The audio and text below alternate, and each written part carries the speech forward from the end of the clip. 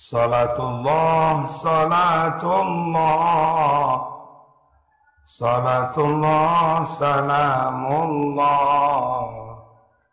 ala toha, ala toha, ala toha rasulillah, ala toha, ala toha, ala toha rasulillah.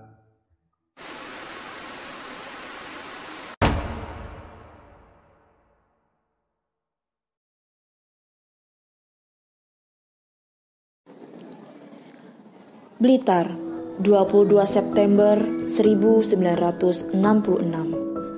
Tepatnya di Desa Kalipucung, Kecamatan Sanankulon. Disinilah Kiai Haji Marzuki Mustamar dilahirkan. Beliau merupakan putra kedua dari 7 bersaudara. Abahnya bernama Kiai Mustamar dan ibunya bernama Bunyai Siti Zainab. Kiai Haji Marzuki Mustamar dibesarkan dan dididik dari keluarga yang amat sederhana, taat beribadah, serta mempunyai disiplin ilmu yang tinggi. Kemudian 1,5 tahun, tidak ada 2 tahun, saya punya adik yang namanya Marzuki. Pada saat itu bapak sama ibu pernah bercerita, adik nomor 2 dilahirkan tidak di Karangsono tetapi dilahirkan di Desa Kalipucung, Sanankulon, Blitar. Pada masa kecil Marzuki tidak ubahnya seperti teman-teman yang lain. Di usia sekolah di MI, adik termasuk bisa digolongkan anak-anak yang bermain pada umumnya, akan tetapi juga ada bedanya. Lah, Mbah Yai Ridwan itu dengan cucu keponakan itu gati sekali di masa-masa kecil, karena beliau juga punya putra yang seusia dengan Dek Juki. Itu gati ketika teman bermain, itu pada saat sholat, pada saat ngaji, itu selalu nggak pernah telat. Artinya itu nanti wae ngaji, wae sholat, ayo wae, dan sebagainya. Ketika usia SMP itu saya sebagai saudara tertua, kemudian punya adik, ya Dek Juki itu sudah mulai berpikir dengan keluarga yang sederhana pada saat itu, mulai dari bapak juga bertani, kemudian seputar keluarga saya juga di sekitarnya juga banyak petani. Itu pun sempat memelihara kambing. Saya sama adik itu memelihara kambing, kemudian ya bahasanya merumput biasa, bahkan bisa dikatakan pada saat itu juga berhasil. Ketika punya kambing itu dipelihara, ya gemuk, ya besar, ya seneng pada saat itu. Pada saat aliyah itu sudah mulai berpikir bersamaan dengan kondisi orang tua yang ya sederhana sekali, dalam arti tidak terlalu berlebih lah. Jadi belajar sambil bekerja, belajar sambil mengaji, belajar sambil berusaha, itu biasa dilakukan. Juki itu seakan-akan pada saat menjelang tamat aliyah itu juga tahu kondisi orang tua sangat tidak mungkin untuk melanjutkan karena ya memang kondisi. Tapi bismillahirrahmanirrahimnya itu kuat. Makanya begitu Dek Juki aliyah tamat, keinginannya untuk sekolah itu ya juga kuat. Itu pernah sebelum berangkat itu izin sama Mbah Yai Ridwan.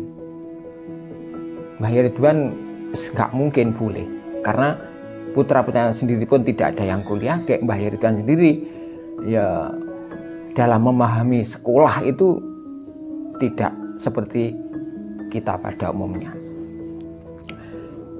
keinginan yang kuat untuk sekolah itu, toh akhirnya Tuhan Allah SWT itu mencarikan solusi. Wis ngene, Juk, lek awakmu pengen sekolah ning Malang, iki enek mahari.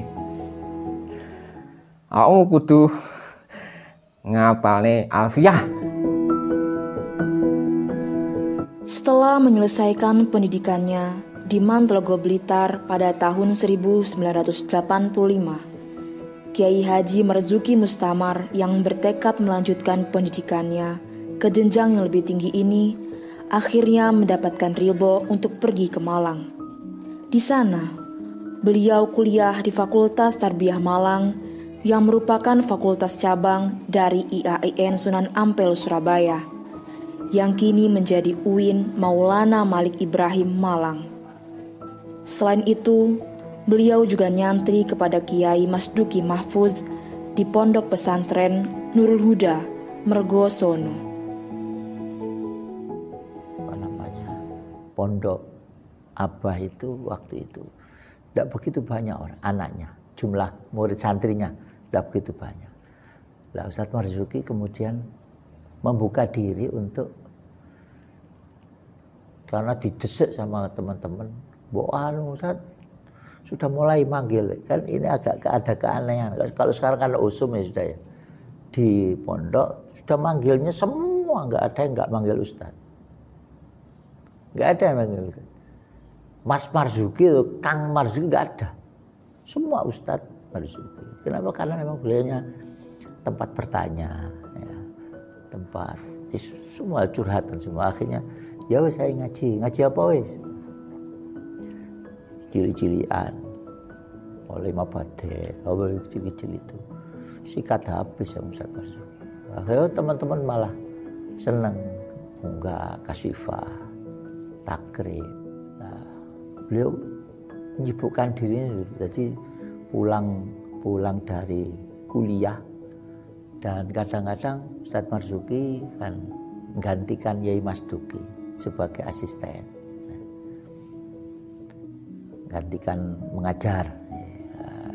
Tapi pulang dari kuliah sudah ngajar teman-teman. Lama di pondok itu yang saya tahu Ustadz Marzuki kalau ngajinya apa itu nggak usah kitab, nggak bawa kitab sudah gini ngajinya gini. Terus nun sewu bah niki dibaca apal Ustadz Marzuki. Oh, iku lah modelmu. Wah, kayak makna ngono. Wah. Padahal beliau kalau pagi setelah ngajinya apa itu mesti dananya satu-satunya ngeresiki kandange kalkun. Ustadz Marzuki. Dari sana saya merasakan bahwa beliau tidak pernah meninggalkan hal-hal kecil, bersihkan kalkun.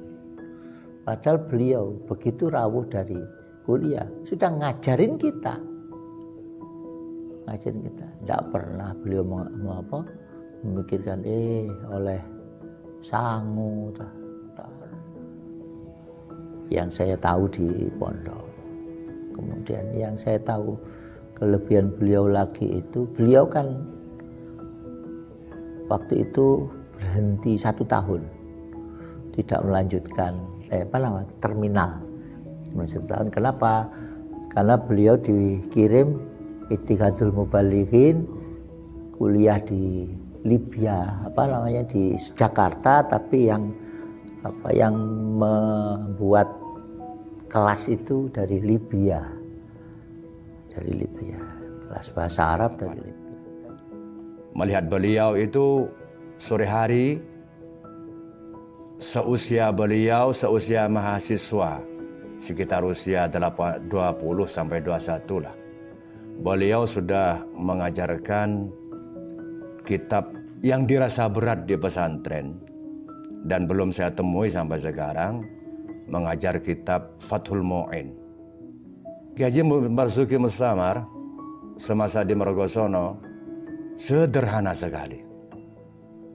Seingat saya itu beliau dalam cara berpakaiannya, performanya, penampilannya tidak berbeda dengan santri-santri yang lain, dan tidak menampilkan dia sebagai sosok seorang ustadz yang alim menjaga jarak dengan yang lain. Sangat sederhana sekali. Makanya bersama santri dan lain-lain, humor dan seterusnya. Saya masuk ke sana sudah ngajar tafsir Jalalain, Aqidatul Awam, Fathul Mu'in, Arud. Beliau sempat juga menghatamkan kitab Ihya seusia mahasiswa semester 5, semester 6. Sering bergurau dengan teman yang lain, duduk bersama, makan bersama, akrab, tidak jaim. Ya seperti kita-kita ini. Tidak menjaga jarak, tidak merasa dirinya so alim. Memang akrab dengan santri-santrinya itu. Itulah kepribadian Kiai Marzuki yang saya tahu saat itu. Beliau itu semacam, kalau saya mengatakan ya, tangan kanan Kiai Haji Masduki Mahfud saat itu. Ketika beliau Kiai Haji Masduki Mahfud tidak ada jadwal ngajar, ngaji di pondok, semua waktu beliau yang mengajar. Hingga waktu libur pun, setelah ujian di kampus, tidak ada satupun santri yang mau pulang. Mengapa tidak mau pulang? Karena kalau mau pulang, dia eman tidak ikut ngajinya Kiai Marzuki. Itu saya rasakan sendiri. Jadi liburan panjang beda dengan santri sekarang. Belum libur sudah pulang. Tapi beliau ketika ngajar di Mergosono, mau pulang itu eman. Karena apa? Khawatir tidak mengikuti kajian beliau. Dan siqoh kedobitannya luar biasa. Pernah ketika ikut lomba tafsir, waktu hanya 10 hari, per hari dia mampu menghafalkan 1 juz. 1 juz.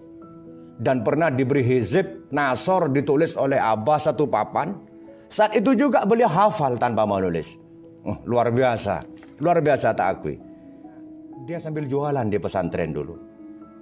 Jual menjes, jual kerupuk, kulaan, tape. Bukan mengambil untung, tapi dalam rangka membantu teman-teman yang lain. Satu-satunya koperasi yang dipegang oleh beliau ya beliau itu. Bukan untuk mencari untung, ingat. Tapi dia ingin membantu yang lain. Sering tekor malahan, tapi tidak pernah puri. Itu luar biasa, Marzuki, luar biasa. Walaupun ustadz yang sangat alim ketika itu, ustadz yang memiliki pengetahuan yang luar biasa, beliau itu kesederhanaannya tidur tidak nampik. Entah pakai bantal, kadang bantal tangannya gitu. Habis ngaji itu langsung tangannya jadikan bantal gitu. Tidur di musola. Itu yang sering saya saksikan itu. Tidak perlu kasur yang empuk seperti ustadz-ustadz sekarang.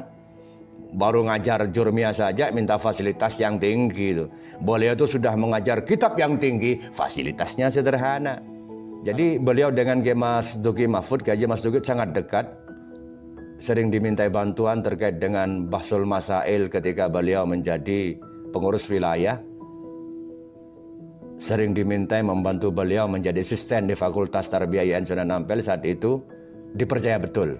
Seakan beliau itu secara tidak langsung mengatakan, kalau saya ada kegiatan yang lain atau ada acara yang lain, Marzuki lah nanti yang akan mengganti kegiatan di Ma'had ataupun kegiatan di Fakultas Tarbiyah IAIN Sunan Ampel. Sebelum beliau lulus dari IAIN, Kiai Marzuki sudah menjadi asisten. Walaupun beliau ustadz yang sudah diustadkan saat itu, wayai kerja bakti ya kerja bakti, ngangkut waktu ya ngangkut waktu, kosong pasir yang angkat pasir, kerja bakti. Habis itu ngaji lagi, tidak ada santri yang tidak ikut. Belum waktunya santri sudah siap mengaji beliau. Pada tahun 1994, Kiai Haji Marzuki Mustamar menikah dengan seorang santriwati Pondok Pesantren Nurul Huda Mergosono yang bernama Saidatul Mustaghfiroh. Bu Nyai Saidah merupakan putri dari Kiai Ahmad Nur Lamongan. Di samping itu, Bu Nyai Saidah juga merupakan seorang hafidhah Al-Quran. Seusai menikah, Kiai Haji Marzuki Mustamar memboyong istrinya ke daerah Gasek Karangbesuki untuk memulai hidup baru bersama.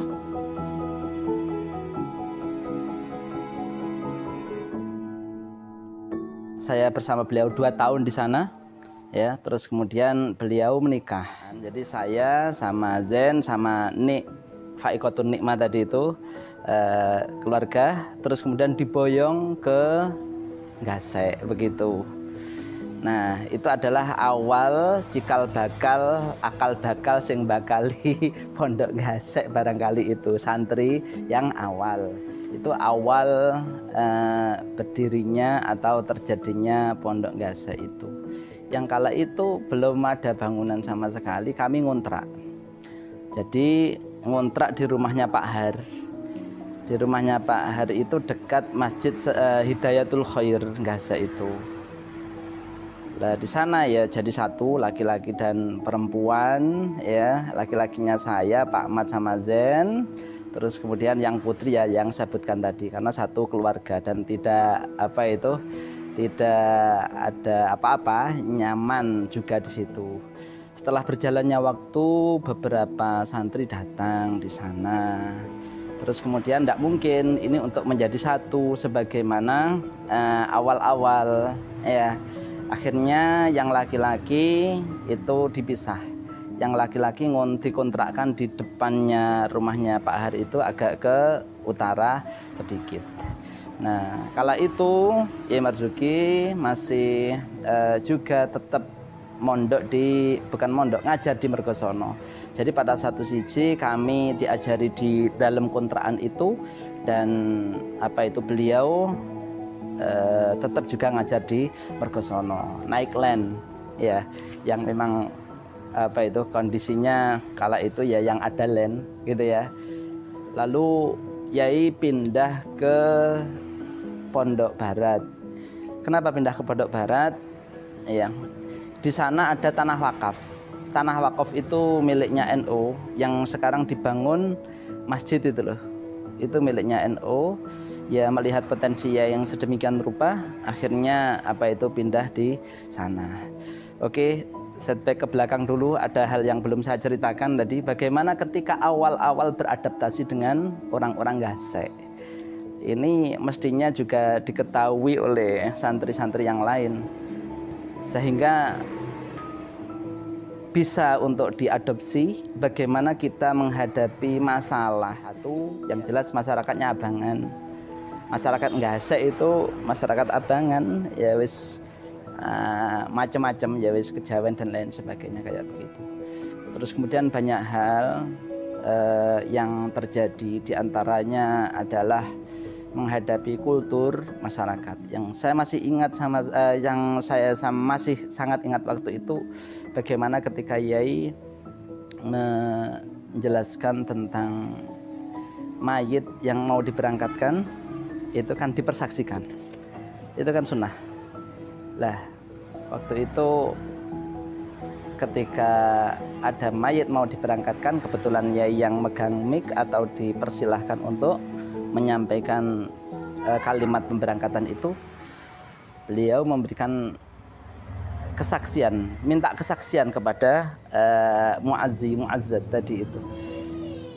Mayit niki sae napa mboten? Sae gitu kan. Sae napa sae napa awon? Sae lah kayak begitu. Nah, ternyata itu jadi polemik yang luar biasa di masyarakat. Kenapa demikian? Karena itu tidak lazim, tidak wajar. Nah, akhirnya tidak wajar untuk masyarakat itu karena tidak ngerti. Yang akhirnya ya beliau harus menjelaskan alon dan ngomong kepada masyarakat biasa. Oke, terus kemudian beliau dikenal di Gasek, akhirnya ditokohkan di Gasek. Lalu ada tanah wakaf di barat itu yang itu milik NU. Terus kemudian beliau mendekati itu. Namun setelah itu kami, setelah Dan yang tidak hanya berlima tadi sudah banyak, mulai banyak santri ketika sudah pindah rumah yang baru tadi itu sudah banyak santri. Kami bersama teman-teman itu ro'an ya untuk persiapan pembangunan masjid, bangun rumahin dalem Yai. Yang waktu itu Yai kontrak di rumahnya Mak Jami itu. Saya nggak tahu berapa lama. Bisa jadi yang di timur itu 2 tahun. Terus kemudian yang di barat itu setahun apa bagaimana itu ya, mungkin yang di barat itu setahun kalau nggak 2 tahun itu. Nah, ya itu sudah all out kita ro'an di sana ya, pagi sore akhirnya ya jadi dalam yang lama itu ya. Ketika akhirnya pindah ke dalam yang lama, yang akhirnya santri pun juga bertambah ya. Masjid yang awalnya itu masjid saja itu dijadikan bilik-bilik begitu. Terus kemudian yang berikutnya yang santri putri jadi satu sama Yai ya, sampai sekarang kan santri putri jadi satu sama Yai. Di 95, di tahun 95 itu ketika Yai Marzuki merintis Pondok Pesantren Sabilur Rasyad, itu ada beberapa teman, kalau laki-laki itu ada 9, itu ada namanya Pak Soim, kemudian Aris Soim namanya, terus kemudian ada Agus Tri Cahyo, kemudian ada Mat Bisri, adiknya Yai Marzuki itu, ada Pak Anis Humaidi itu masih saudaranya Yai Marzuki, keponaan ya, dia kalau biasanya manggil Yai Marzuki itu Am. Terus kemudian ada Zen Solihi itu adiknya Yai Marzuki, adiknya Pak Anis. Kemudian saya sendiri, kemudian ada Mas Baha, ada Mas Edi Lumajang, kemudian ada Pak Saifur Rahman, itu beda kontrakan, dia di belakang SD. Kalau yang di depan SD itu ada Pak Imam Muhsin, ada Pak Imam Muhsin, kemudian ada pada akhirnya Mas Edi ini juga pindah ke depannya SD itu, tapi semuanya ngaji bareng ke Yai Marzuki. Terus kemudian di awal-awal 96 Yai Marzuki sudah di barat, sudah di rumahnya Pak Tuari. Kami kalau ngaji ya seperti itu, dari timur ke barat itu sangat lumayan jauh, itu kalau diperkirakan berapa, itu hampir 1 kilo itu. Hampir 1 kilo, apalagi kalau sedang hujan-hujan begitu, sangat luar biasa perjuangannya. Kalau ketika itu ngaji ya pokok ngaji begitu saja, waktunya sesuai dengan longgarnya Yai Marzuki. Jadi ada utusan nanti ngaji begitu ya, kita berangkat ngaji semua. Yai Marzuki sudah akan membangun dalam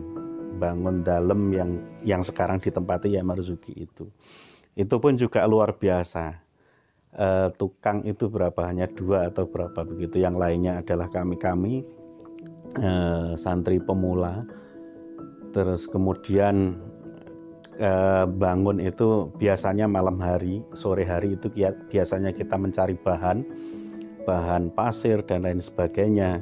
Pasir itu sepanjang kali depannya Mak Jami itu sampai ke barat, itu kita ambil pasirnya sampai kali bawah, sampai kali metro.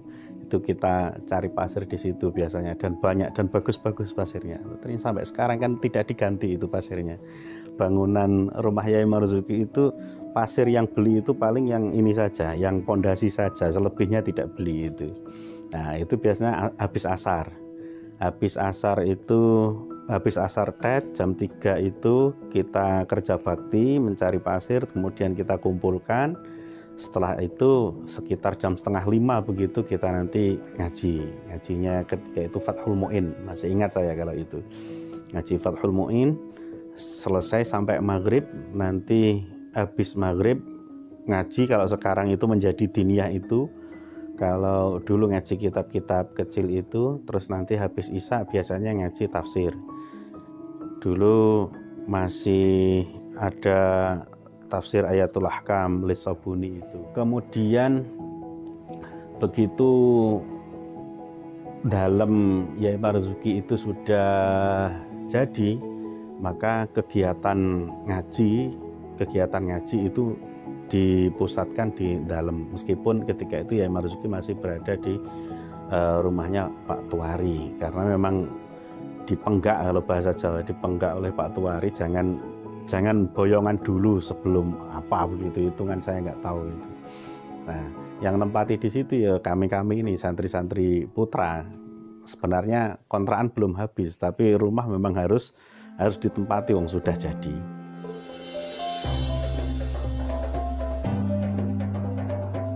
Teman-teman seusianya, kalau mungkin ingat pada saat itu, ya bahasanya begini, wah, lah biar ngarit karo aku kayak gue wedus, kayak lees, kadang-kadang turut kalen terus golek iwak, lah itu masa-masa kecil. Dengan saya itu pernah ke Blitar, ke rumah temannya Yai Marzuki yang Yai Marzuki akan ceramah di situ. Jadi tak supiri ketika itu, tak supiri alon-alon ngono mlaku swidak 70. Mam mandek sik mam. Napa Ustaz? Sik aku tak nguyuh sedelo. Begitu nguyuh awakmu ning mburi mang. Ning mburi begitu gas bauan terweng. Keikhlasan beliau mengajar. Tidak pamrih, tidak mengharapkan bayaran, apalagi bayaran. Keikhlasan beliau menyampaikan ilmu kepada santri-santri pada saat itu. Itulah yang membuat angkatan pertama, kalau tidak salah ya, angkatan keberapa? Seangkatan saya, nyun sewu tanda kutip bisa dikatakan berhasil karena keikhlasan beliau. Pernah saya tanya, kenapa kok selalu buka kitab? Pelajaran Duki apa? Dia ada tugas dari Yai Mas Duki. Kitab cukup nih. Rong dino. Kitab tebel disuruh menghabiskan 2 hari. Ya, 2 hari. Udah, ini Pak dihabiskan 2 hari. Begitu 2 hari, lapor, sampun Pak. Isinya apa? Cerita non. Lek gak mau coba bisa kita. Yang saya masih ingat pula, ya, waktunya khutbah Id, ya. Besok khutbah, sesuk khutbah. Loh, niki ketemu pirang perkara kula kengken khutbah. Ternyata juga begitu. Ini besok Jaman dijemput pakai ceri waktu itu. Jaman dijemput kira-kira jam 6 di Lowok Waru. Enggak punya persiapan apapun anunya, tapi malam itu dikasih tahu gitu. Udah, saya juga bingung ya, termasuk kostum pun saya pakai kostum yang mana. Akhirnya ada jasnya Yai itu ya, iki lho gainan, nah begitu. Terus jasnya saya pakai, nggak tahu setelah pakai itu sangat percaya diri saya itu ya. Apa SMP SMA gitu ya. Nah di saat usia SMA itu kan Pak Lek itu kan waktu itu kan kampung saya kan sudah terkenal peternak ayam petelur. Jadi kan ditimbali aku ewang ngono gini ya. Maksudnya ya mbuh digaji piro gak paham, mungkin jelas kan ngewangi kegiatan Pak Lek ngerawat ayam petelur mbuh tiap bulan. Mestinya ya oleh tuh Pak. Waktu itu kan yang saya saksikan setelah itu dapat HR dari Pak Lek ngerawat ayam petelur gue mau langsung marane iki ndak ibu di parane ibu kabeh wis enggak ambil. Enggak ambil. Jadi kebesaran Abah itu tak pikir juga sejak kecil sudah ditanamkan. Siapapun tahu di Pondok Mergosono itu waktu itu, siapapun tahu karena beliau adalah mengajar kami dan beliau setiap pagi hari telek kalkun itu beliau bersihkan. Tidak ada namanya malu, tidak ada. Beliau berkhidmat kepada Romo Yai Mas Duki waktu itu. Dan tidak pernah burik beliau, tidak pernah marah dan seterusnya. Luar biasa Yai Marzuki itu. Dulu itu kan yang namanya santri itu kan persis seperti dengan anak sendiri. Yai Marzuki itu dengan anak sendiri. Sebagian teman-teman itu manggil Yai Marzuki itu bukan Ustadz, apalagi Kiai bukan. Nyeluk itu ya persis seperti Pak Anies itu. Am. Sambil gue celoki bukan bukan kok serius begitu, enggak. Yai Marzuki lewat itu panggil noleh. Opo ono ono karena santrinya namanya Soem. Sosok Abah itu orangnya jujur, terus ikhlas, terutama untuk perjuangan ilmu dan perjuangan Nahdlatul Ulama. Kemudian pesan dari Abah yang paling sering diungkapkan Abah untuk saya dan adik-adik itu, sesibuk apapun beraktivitas, sesibuk apapun dalam bidang apapun, yang penting tetap ngaji. Kalau enggak ngaji, ya ngajar. Itu yang paling sering dikatakan oleh Abah. Abah selalu memesankan kepada saya, jadilah orang yang loman, jadilah orang yang selalu baik hati. Beliau itu sosok orang yang sederhana, terus apa adanya. Selalu beliau itu tidak pernah menampakkan kesusahan beliau, kesedihan beliau kepada masyarakat, jamaah, santri, ataupun ke putra-putri beliau sendiri.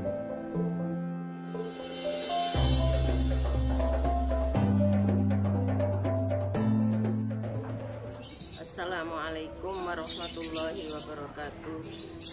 Sugeng Ambal Warso Abah. Sugeng Ambal Warso yang ke-54 Abah. Selamat ulang tahun untuk Abah Yai Marzuki Mustamar yang ke-54. Sugeng Ambal Warso kepada Abah Yai Marzuki Mustamar yang ke-54. Kula ngucapaken sugeng Ambal Warso damel Abah kula, Abah Marzuki. Kami segenap anak terakhir mengucapkan selamat ulang tahun Abah yang ke-54. Katur dumateng adik Marzuki Mustamar, kami segenap keluarga Blitar ngaturaken sugeng Ambal Warso ke-54. Sugeng Ambal Warso yang ke-54. Kula sebagai adik namung saged ngucapaken sugeng Ambal Warso ingkang 50 sekawan. Ngaturaken sugeng Ambal Warso kagem Pak Pol. Sugeng Ambal Warso Abah Yai Marzuki Mustamar yang ke-54. Selamat ulang tahun Pak D ke-54. Sugeng Ambal Warso Pak Pol. Sugeng Ambal Warso Abah Yai Marzuki Mustamar. Sugeng Ambal Warso Abah Yai Marzuki Mustamar. Sugeng Ambal Warso datang Romo Yai Marzuki Mustamar. Sugeng Ambal Warso Abah Yai Marzuki Mustamar. Sugeng Ambal Warso dumateng Abah Yai Marzuki Mustamar. Kami santri Sabil Rosaga saya mengucapkan Sugeng Ambal Warso. Sugeng Ambal Warso. Sugeng Ambal Warso. Sugeng Ambal Warso. Sugeng Ambal Warso. Sugeng Ambal Warso. Sugeng Ambal Warso. Sugeng Ambal Warso Abah Yai Marzuki Mustamar yang ke-54. Mugi pinaringan sehat lan panjang umur. Semoga diberi kesehatan dan kesabaran dalam membimbing kami. Dan segera diberi cucu yang solih-solihah. Aqallahu umrahu bisihah wal afiyah. Mugi tansah bimbing para santri lan Jam'iyah Nahdlatul Ulama. Allahumma Amin. terima kasih telah menjadi panutan yang terbaik. Barakallah Bayai.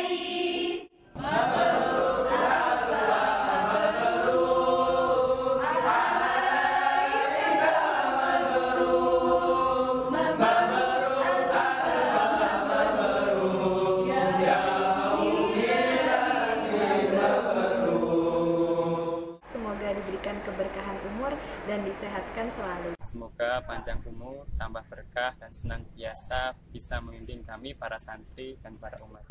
Matta'anallahu bituli hayati syarifah. Amin. Semoga panjang umur dan sehat selalu. Semoga Abah Yai senantiasa pinaringan sehat walafiat, pinaringan rezeki ingkang kathah, keberkahan, serta diparingi kesabaran dalam membimbing santri-santri, khususnya santri-santri yang nakal seperti saya ini.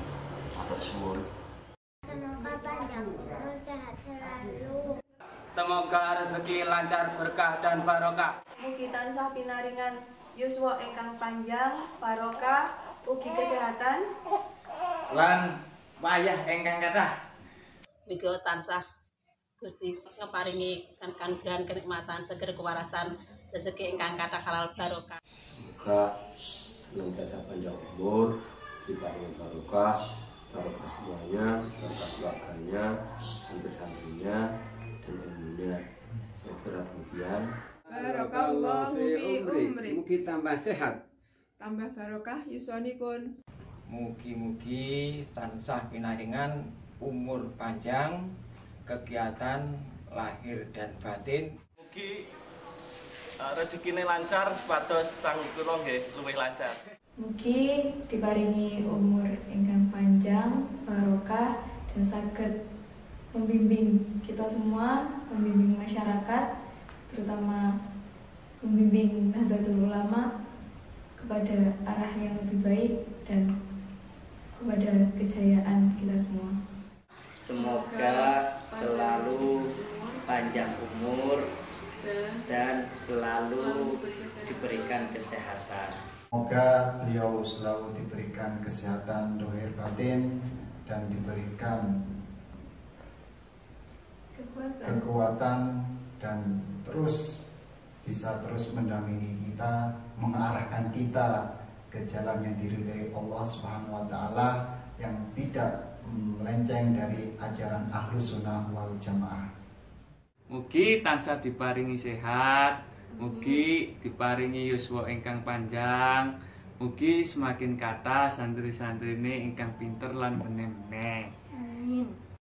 Mugi-mugi pinaringan yuswa panjang, sehat, jaga kesehatan nggih Pak sak menika musim pandemi, kedah estu njagi kesehatan, dipirangi bolangipun. Mugi-mugi Abah sehat terus. Assalamualaikum warahmatullahi wabarakatuh.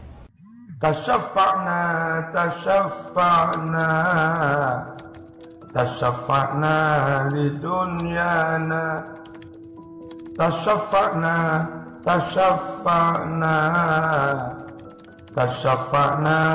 lidunyana wadinina